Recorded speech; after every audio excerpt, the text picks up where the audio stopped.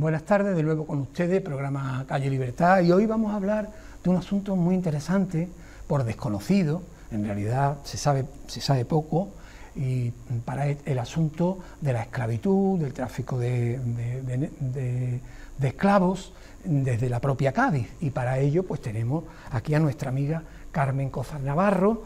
Muchas gracias por venir, Carmen. Muy buenas tardes y muchísimas gracias a vosotros por invitarme.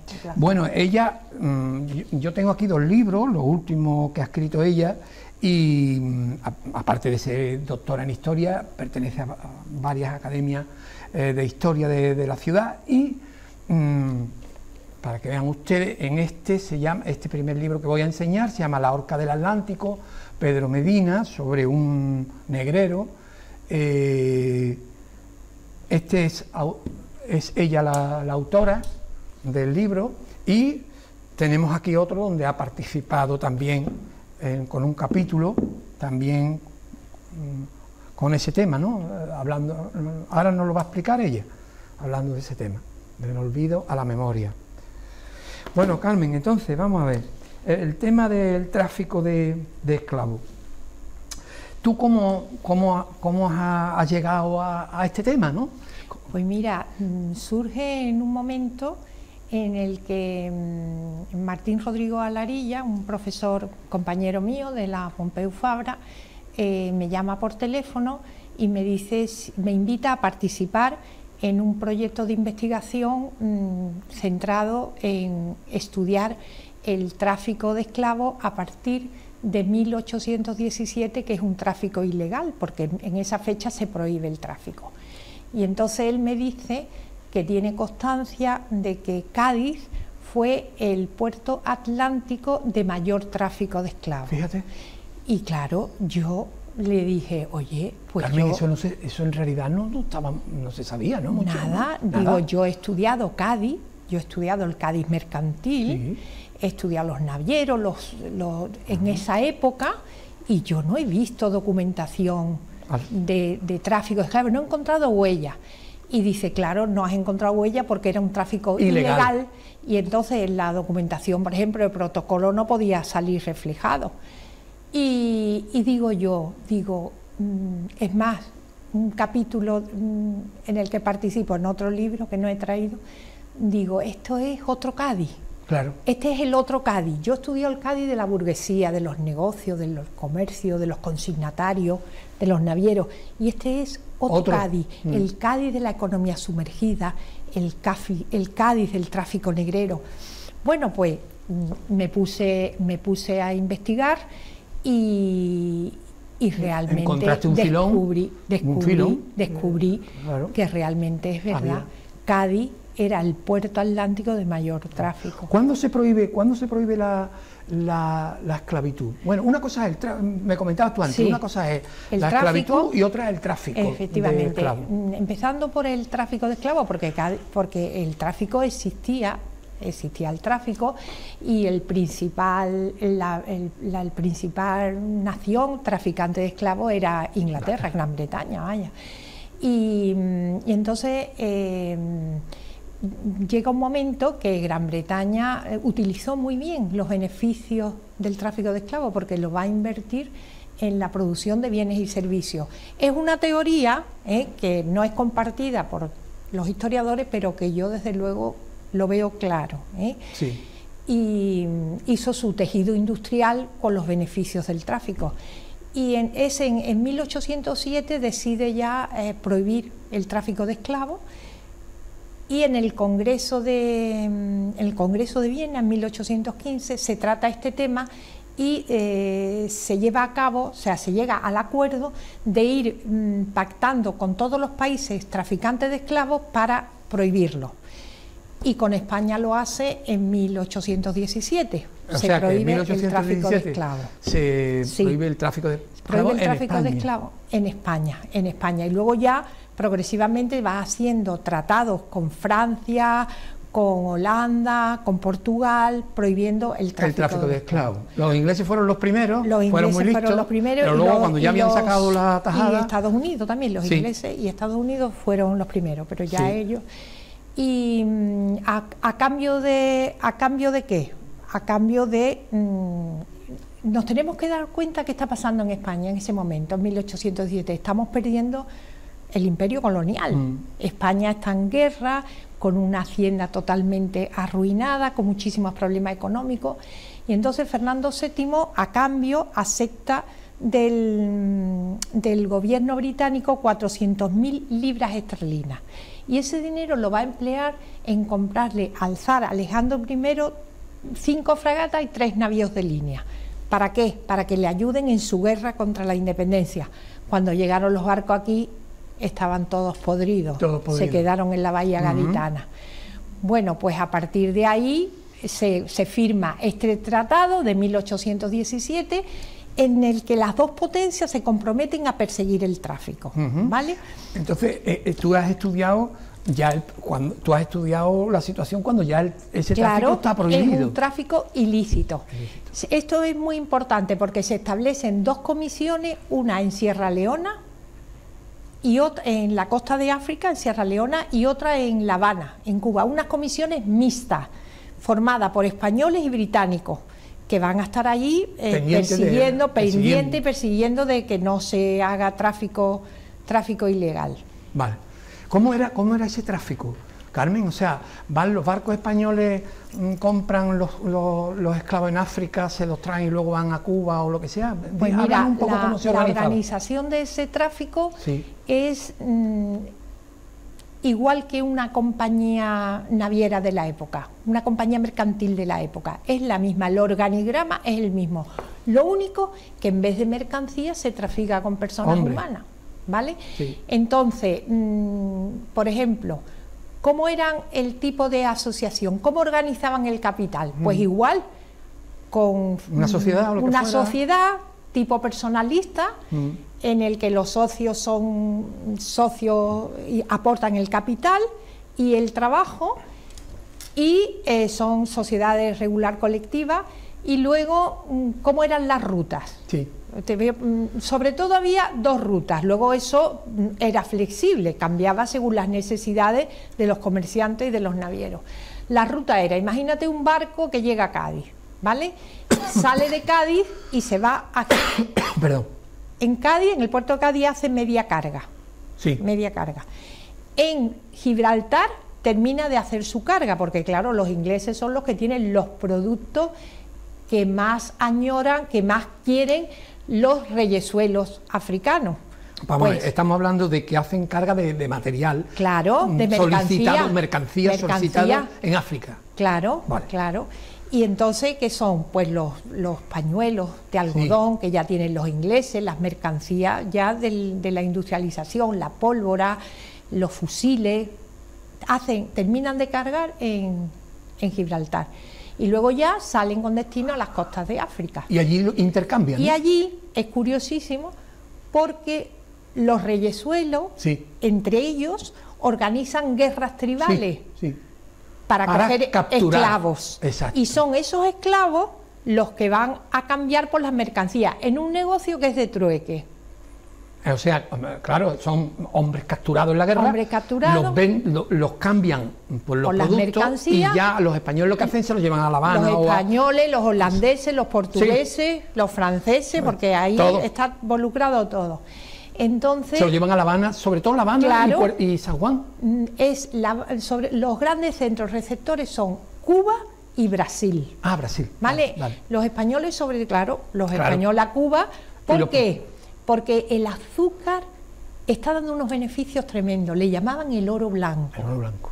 Los beneficios que está dando son tan grandes que, claro, necesitan mano de obra esclava, coste cero, para producir cantidades de azúcar. Entonces, con esos cargados, con esos africanos, con esos bozales, llegan a las costas de Cuba, desembarcan, los meten en los barracones. ¿Lo hacían clandestinamente? ¿Los metían en la bodega? Totalmente, en barracones, clandestinamente en barracones, y en ese tráfico estaba involucrado desde el capitán era muy importante, el capitán del barco, porque era al que el naviero, el comerciante, le encomendaba el negocio. ¿Y la tripulación lo sabía? La tripulación, y entonces por cada por cada bozal desembarcado le daban un porcentaje de dinero. Ah, claro, claro. ¿Sabes? Estaban todos. Pero es que por cada bozal desembarcado, sí, al capitán general de Cuba le daban también un ingreso. Claro, claro. Entonces es un mundo en el que está, es una red en de, el que están implicados todo, autoridades civiles, autoridades de todo tipo. Obtienen beneficios. Y al llegar allí, por ejemplo, a La Habana, pues lo que hacen es venderlos, ¿no? Claro, venderlos. Y entonces ya el barco, una vez que desembarca su carga, que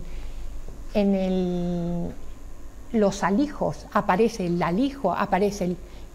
He dejado no sé cuántos carbones en el documento, no sé cuántos carbones, le llamaban carbones. Carbones, fíjate, como si fueran objetos, no, claro, no y personas. he dejado carbones en la playa. Y bueno, pues ese barco, una vez que desembarca, se va a La Habana, al puerto, y lo preparan, el barco, y lo cargan de mercancía, y se va, por ejemplo, se puede ir a Liverpool, se puede ir a Europa, o se va a Cádiz.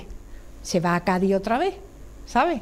Y ese es el Carmen, mecanismo. ahí tú has estudiado mucho la figura de Pedro Martínez, ¿no? En tus publicaciones. Bueno, cuéntanos un poco la trayectoria de este hombre. ¿Es gaditano él? No, él es cántabro. Entonces Pedro Martínez nace en una zona de Cantabria, Soto del Campo. Bueno, toda Cantabria es una zona de muchísima pobreza a principios del siglo XIX, finales del XVIII, es una zona muy pobre, y vive de una agricultura y de una ganadería, pero una agricultura muy atrasada. Esa inmigración ha estado hasta el siglo XX, hasta los años 60. Y entonces pues los jóvenes se iban a hacer las Américas, y las Américas en ese momento, ¿qué era? Pues se iban a México, se iban a Cuba, y él pues se va a México, se va a Veracruz al principio. Y entonces pues empieza a relacionarse con los comerciantes, con sus colegas, ¿no? Y se relaciona con un tal Pedro Blanco, que es un malagueño. Y entonces los dos se involucran, los dos, en el tráfico de esclavos.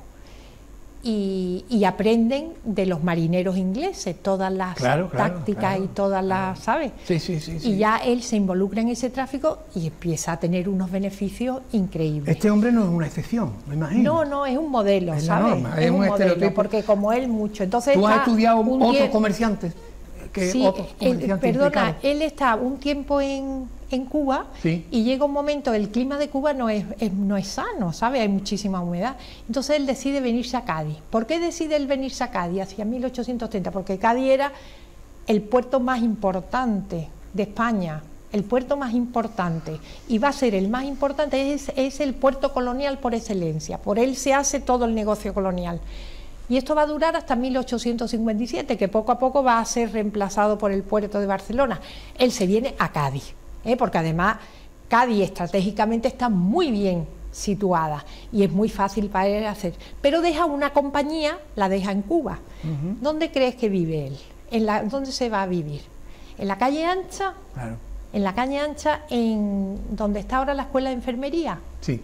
Mira la fachada tan bonita que tiene, que desgraciadamente el interior se ha perdido, pero era una casa palacio, ¿sabes? Claro. Y entonces él llega a ser el segundo hombre más rico de Cádiz, ¿sabes? Y llegó a ser director del Banco de Cádiz, para que te des cuenta. Fíjate. Y había como hemos dicho antes, había otros comerciantes. Sí, poco a poco vamos sacando los Albarzuza, por ejemplo, José y Fernando, son negreros también, que también se vienen aquí a Cádiz y van a dedicarse al negocio del vino aquí en Cádiz. Aunque fíjate, el otro día que publiqué yo en prensa el caso de la Vencedora, que es un barco que viene con negros en la bodega, y los pasajeros que van a Puerto Rico se quejan del mal olor, pues hoy me he dado cuenta que la Vencedora era de un Albarzuza, de los Albarzuza. Sí, estamos hablando de un barco que el pasaje no sabía que había esclavos en la bodega. Le darían de comer clandestinamente, o desprendía aquello un olor porque lo trataban. Los pobres iban hacinados, encadenados, hacían sus necesidades encima, Bueno, aquello era, claro, un mal olor horroroso. Entonces... Pero Carmen, lo curioso es que entre ellos, allí mismo, las otras tribus sometían a estos para venderlo. Es decir, entre ellos, es que es tremendo. Es que yo muchas veces digo, bueno, ¿por qué estoy haciendo yo? ¿Por qué me está llamando tanto la atención? Sí. ¿Y por qué quiero ayudar a hacer esto? Porque claro, la gente se lleva las manos a la cabeza, ¡guau! Lo que pasaba. Sí, pero es que ahora está pasando lo mismo, sí. Porque si ves la similitud que hay entre el tráfico que hay ahora con el tema este de los inmigrantes, de las pateras, sí. Es que es lo mismo, es que te pones a ver y es lo mismo, es un tráfico ilegal. Sí. Es un tráfico ilegal. Da muchísimo dinero, muchísimos beneficios. Están traficando con seres humanos, los están explotando. Y entonces hay muchísima similitud. Digo, ¿cómo nos llevamos las manos a la cabeza cuando en pleno siglo XX en África también, ¿no? Hay trata y aquí en España, vaya. Bueno, quizá la diferencia hoy, desde luego, eso es incomprensible, moralmente rechazable de todo punto, y hasta un cierto momento en la antigüedad pues se vio como una cosa más normal, hasta que empezaron ya a hablar de eso. Bueno, porque incluso los reyes católicos, Carmen, acuérdate, que protegen a los indios, pero a los negros no. Sí. Porque los negros no eran exactamente seres humanos. Esa era la visión del momento. Esa era la visión del momento. Curioso, ¿eh? Claro, era un tráfico, date cuenta. Yo siempre digo, vamos a ver, tú estás haciendo tráfico, el comerciante está haciendo tráfico de esclavos, tal y cual, y de pronto, de la noche a la mañana, le prohíben ese tráfico. Claro. No, pues siguen haciéndolo en la clandestinidad, bajo cuerda en la clandestinidad. Y encima, pues, en complicidad con las autoridades, porque totalmente. La corrupción ha existido siempre y siempre está vinculado a los negocios y el Estado y la administración, ¿no? Y bueno, nosotros estamos aquí hablando de la parte, vamos a decirlo así, el del otro Cádiz, como tú decías, del Cádiz clandestino, el Cádiz del Negrero, explotador, etcétera. Pero bueno, que reiterar un poco, Carmen, que no es todo lo que se hizo en América, ¿no? ¿No te parece? No, claro, América España hizo una gran obra en América. Puede parecer contradictorio, ¿no?, lo que estamos comentando, pero... Totalmente, desde el punto de vista cultural. Llevamos primero la lengua, el castellano, llevamos la cultura, las universidades, el derecho. La reina Isabel protegió al indio.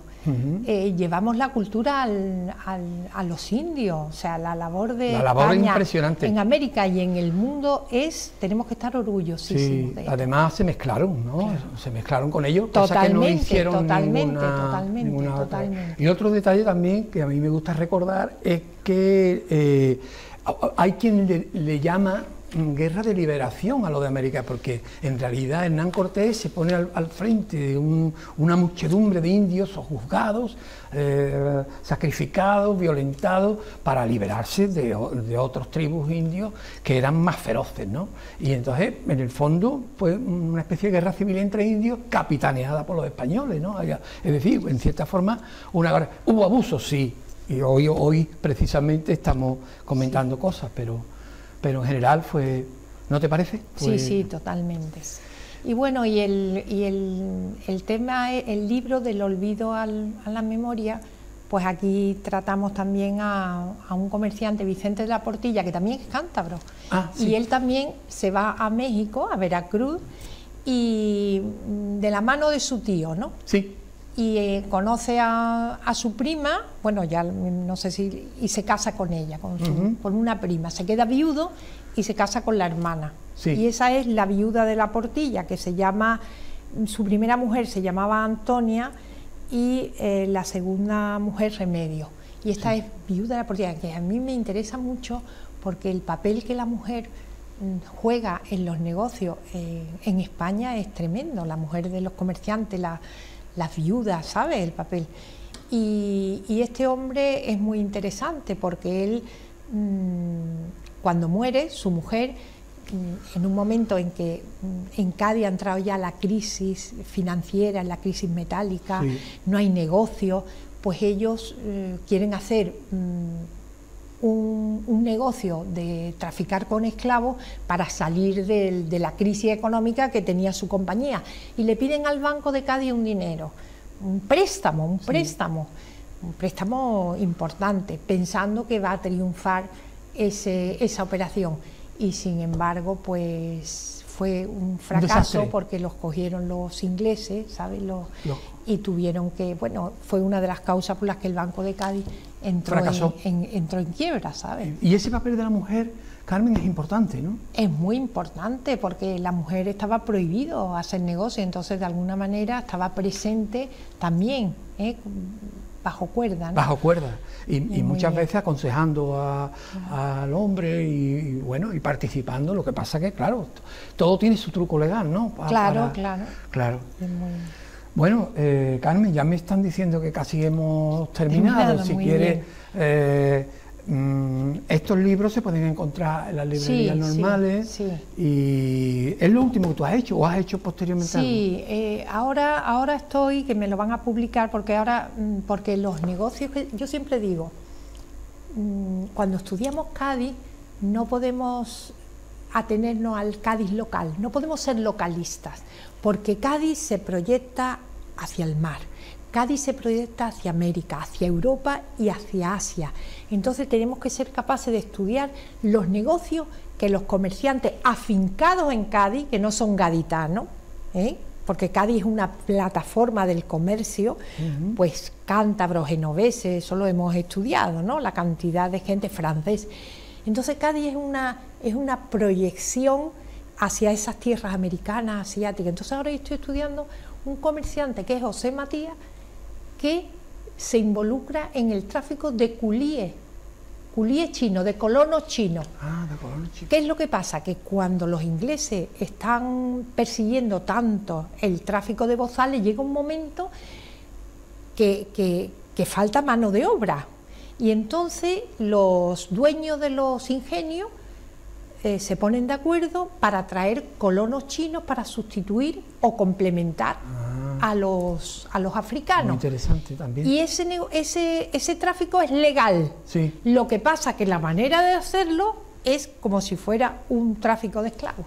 Y entonces hay un José Matías, que ahora estoy estudiando su inventario, no sabes qué millonario. Claro. Se quedó, muere soltero, y él deja la casa que hay en, ¿cómo se llama? Deja una casa para los ancianos aquí en Cádiz, ¿sabes? Que eso está detrás de Empresariales.